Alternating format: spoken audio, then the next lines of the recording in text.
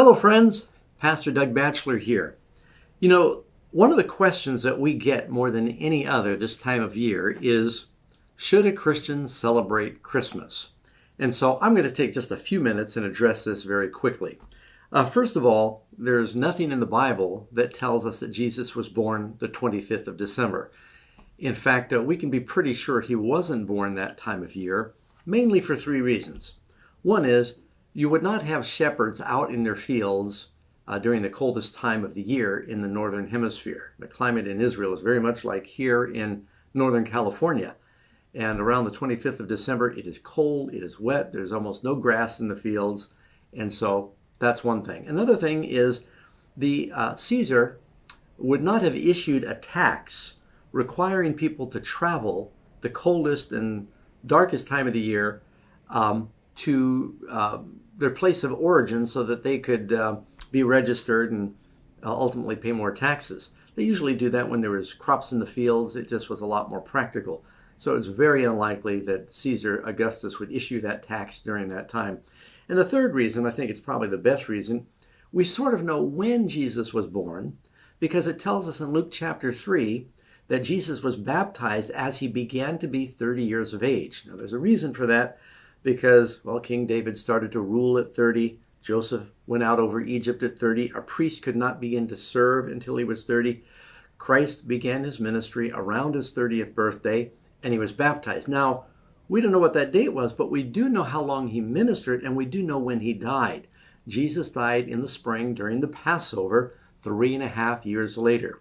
So if you simply count back 3.5 years from when he died, and you know he died in the spring, he was probably born in the fall. So where did December 25th come from? It's pretty clear that it wasn't from the birth of Jesus. Matter of fact, you can read here in the Catholic Encyclopedia, it states Christmas was not among the earliest festivals of the church. Irenaeus and Tertullian omitted from their lists of feasts, and those authors lived in the 3rd century AD. So, up to 400 AD, no Christians were celebrating Christmas around the 25th of December. So what happened? Well, it's really something that's astronomical when you think about it.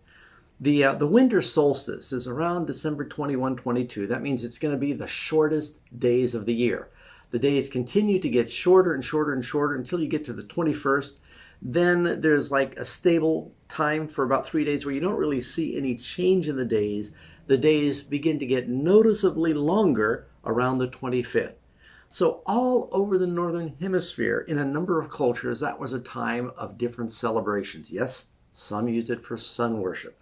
Some did it because it was time of agriculture. Some celebrated because the days started getting longer again, and they just glad that it wasn't going to be getting darker, it was going to be getting brighter.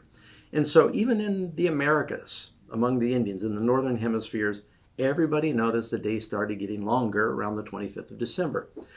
So when the church started trying to pick a date to celebrate Christ's birthday, they thought, well, this will be a good time. And we can exploit the fact that many of the pagan nations are taking that time off. You can even look among some of the many festivals. For instance, the Romans had Saturnalia, and the Scandinavians had the Yule. The legends abound about some of the ancient deities that were born on the 25th of December. You got Krishna, Vishnu, Mithra, which is Mithras, Horus, Hercules, Bacchus, Tammuz, Indra, Buddha, just all over the Northern Hemisphere, as I said. So they picked this time because they thought it would be the best time when they could try to evangelize some of the pagans that were in the kingdom. Now, I don't think that's the best reason to pick a date. I do sort of understand it. For example, if I'm going to China and I'm doing an evangelistic meeting, we always look at their calendar to find out when can I do a meeting when they will not be working and be able to come.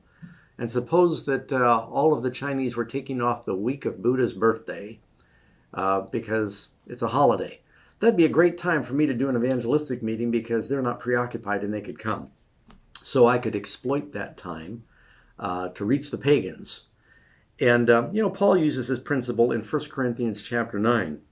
He said, "For though I am free," this is 1 Corinthians 9:19, "for though I am free from all men, I've made myself a servant to all that I might win the more. And to the Jews I became as a Jew, that I might win the Jews. And to those who are under the law, as under the law, that I might win those who are under the law. To those who are without law, as without law, not being without the law towards God, but under the law towards Christ, that I might win those who are without law. Meaning, I do what I can to accommodate the Jews, to reach the Jews. I do what I can to accommodate the Gentiles, to reach the Gentiles, but I don't break God's law. That's the principle. And he said, to the weak I became as weak, that I might win the weak. I have become all things to all men, that I might by some means save some. And so there's a principle that as far as possible, Christians should try to take advantage of whatever local cultures might be to reach them, as long as it does not require sacrificing a biblical principle. Now, Christians should not be involved in the pagan trappings of Christmas. Santa Claus is not real. We shouldn't be making a deal about reindeer and burning Yule logs. Now, someone's going to ask about the Christmas tree. People often go to Jeremiah chapter 10, and they read this passage. It begins in verse 2. For the customs of the people are futile. For one cuts a tree from the forest, the work of hands of the workmen with the axe. They decorate it with silver and gold. They fasten it with nails and hammers so that it will not topple. People say, there's a Christmas tree. They are upright like a palm tree. They cannot speak. They must be carried because they cannot go by themselves. Do not be afraid of them. They cannot do evil, nor can they do good. Is Jeremiah saying that you should not cut a tree and decorate it?